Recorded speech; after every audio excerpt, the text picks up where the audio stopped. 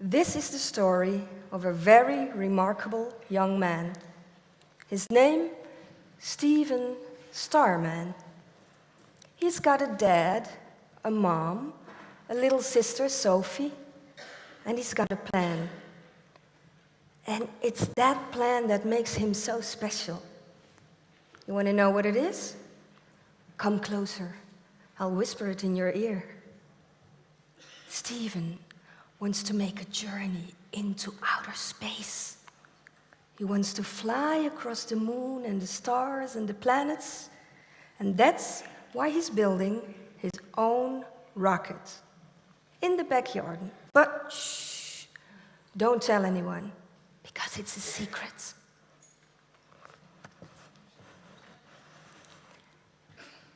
As you heard, I was only 3 years old when my doctor diagnosed me with chronic nephrotic syndrome.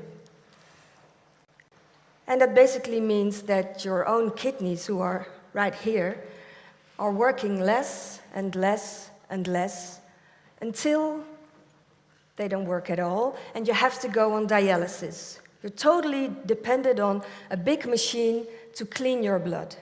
And if you're lucky, you get a kidney transplant. But I had to wait a few years for that. When I was a young girl, I had a wish. And my wish was to become a writer. I wanted to tell my story, my experiences, just like Anne Frank did in her diary. She was my role model.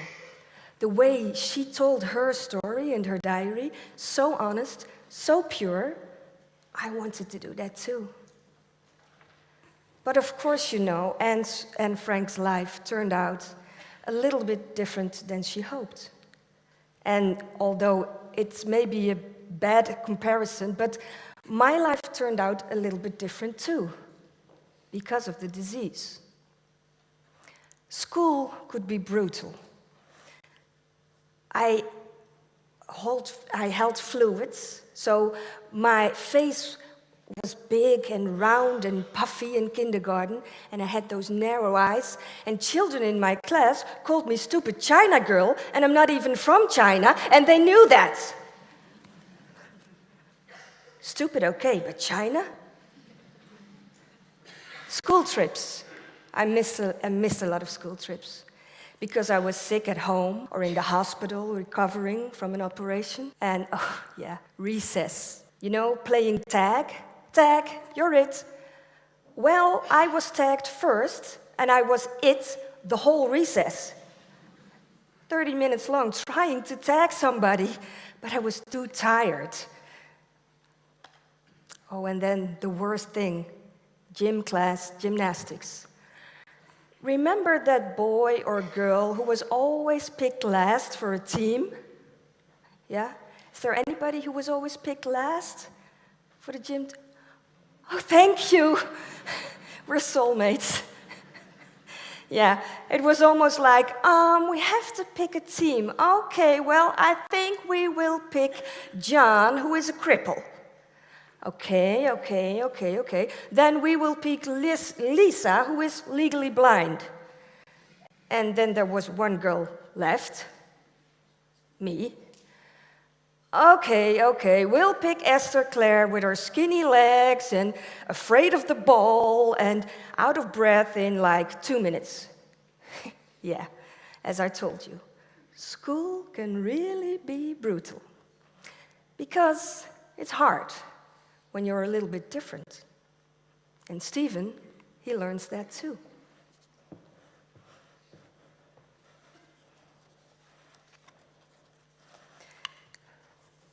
Stephen has to go to the doctor because he's tired too. And the diagnosis? Exactly the same. Bad kidneys. So when he's walking in the hospital hall with his mom and his dad and his little sister Sophie, they pass a door with 2 signs on it, a little man and a little woman. What does this sign say? Says Sophie. It says, for patients only, says Mom. What are patients? Says Sophie. Patients are people who are sick, says Dad. Little Sophie looks at the Band-Aid on her brother's arm. Well, Stephen, you're a patient. You can go in there, she says happily. Stephen has a Band-Aid, and his little sister points at the Band-Aid and says, that makes you a patient, because you're sick. You can go in there. I'm not, Stephen says. I'm not sick. I'm not a patient. I'm an astronaut. And he runs through the hall, through the big doors, into the open, fresh air. And there, he starts to cry, but in secret, because nobody really has to know.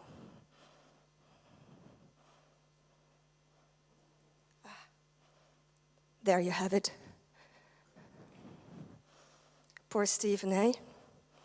As I told you, it's hard to be different. And all of a sudden, you're not just a little boy or a brother or a son. You're this word, this label. You're a patient. Stephen feels ashamed. I know a little bit about shame, but first let me tell you when I got my first kidney transplant.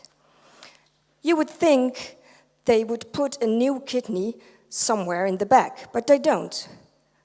They put my first kidney right here, because it's much too dangerous to operate back there with the nerves and everything. So they put it here. I was 12 years old and I got my kidney from an unknown donor. And I could do anything again. I mean, I could run, I could play, I could have boyfriends. And so I did. I went to high school, and when I was 19, I went to Utrecht to study. And I lived the life, I can tell you. You know how it is. Are there students here? Yeah. You live a quiet life, right? You go to bed early. You have a lot of structure in your life. You study a lot, right? Yeah, well, I didn't either. I went out, I partied, I drank. I mean, I had fun when I was a student. And then something happened. Slowly but surely, my body started to reject the kidney. Houston, we have a problem. It meant I had to go on dialysis again. I was 23. I had to go to dialysis 3 times a week, sitting in a chair for 5 hours, like this, needle in my arm, and a machine cleaned my blood every other day. And you know what? I didn't even tell anybody at first. I planned it around my schedule from school and in the weekend, and I thought, well, I can get away with it. I don't have to burden anybody with my story, with my fears, with my health problems. So in school, put up a brave face and smiled and had fun and was the happy girl. But behind the scenes, that was a different story. Yeah. It's hard to show your real self behind a big smile.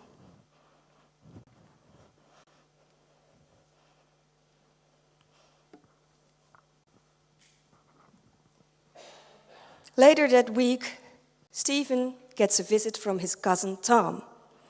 He wants to show Big Tom, his big cousin, his invention, his rocket. So Tom comes in his house and says, "Hey, yo, Stephen, I heard about the hospital stuff and the doctor and stuff, and, well, I'm sorry for you, man." "Oh, okay," says Tom. Do you want to see a secret?" And he takes Tom outside to meet his rocket. "This is it," he says. "Wow," Tom is impressed. "You made this all by yourself?" Stephen nods. "Yep, and when it's finished, I'm going to make a journey into space." Tom looks at his little cousin with big eyes. He lays a hand on Stephen's shoulder and says, Steve, you know this is impossible, right? No? Why? Because, says Tom, there are no patients in space. Ha, remember this? There are no patients in space, but there are patients on TV, right? Sometimes. To go back to Stephen, let me show him one more time because, it is Stephen's moment too. Here is Tom and Stephen. Stephen needed power. He felt powerless. And I recognize that feeling because, you live in two worlds, the healthy world and the unhealthy world. You're a patient, you're a happy girl. So I just went to school and did my thing, went to dialysis and got another kidney, and the kidney worked for like 3 years. And then dialysis again, because bodies do reject kidneys. It happens, and you never know why. And finally, I got a letter. And the letter said, "Dear kidney patient, how would you like to be a participant in a show to raise awareness for kidney diseases and donor cards?" And I said, yeah. Finally, this is my moment. This is my moment to show everybody that I'm sick, yeah, but also a normal girl who does her thing. So I said yes, and hence the donor show. It was a little show called the Big Donorshow. Maybe you remember it. 2007, the whole world was speaking about it. They were outraged. Endemol and BNN, two production companies and broadcasting companies, they did it again, especially Endemol. Remember Big Brother? Have they gone too far, far, far, far? Okay, in case someone lived underneath a rock the last 20 years, everybody thought that in this show, 3 kidney patients would be participants, and one of them would win an actual new kidney. But of course, it was a hoax. And at the end of the show, the announcer said, "We're not going to give away a kidney. We want to raise awareness." Oh, and by the way, international press, gotcha. That was nice. And for me, something else happened. Because while everybody outside was outraged, and they felt a bit, punked, actually, inside, I felt empowered. It gave me power. I spoke up. I sat there in a big white chair as me, myself, not playing a role. I was being honest about my situation for the first time. It was like coming out of the kidney patient closet. Back to Stephen. Stephen has to go to the hospital to do a lot of tests. And he has to pack his suitcase. And he doesn't know what to take. So he thinks, I wish I could take everything in my room and make it small so I could fit it all into my suitcase. But of course, that is impossible, as Cousin Tom would say. He looks outside and sees his rocket. Impossible, he thinks out loud. Nothing is impossible. And then he takes a big marker, a piece of cardboard, a tape, and he runs downstairs. "I have to do something important," he shouts. And when he comes to his rocket, he leans down and writes with big letters on the cardboard, "For patients only." In Dutch, alleen voor patiënten. And he sticks the cardboard sign to his rocket. There you have it. Power.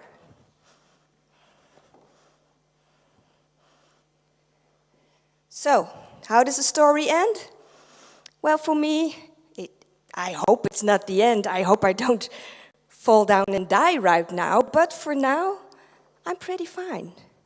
I have my 4th kidney now, a transplant kidney from an unknown donor, sitting right here, feeling happy with me. And I'm happy with the kidney because, it's been there for 5 years, and I'm doing well. And yes, I did write my book, this book, as you can see, The Amazing Space Journey of Steven Starman. In Dutch, De Wonderlijke Ruimtereis van Stephen Starman. And I just wanted to say what you do with your life, whatever you do, make it count. Be honest. Be brave.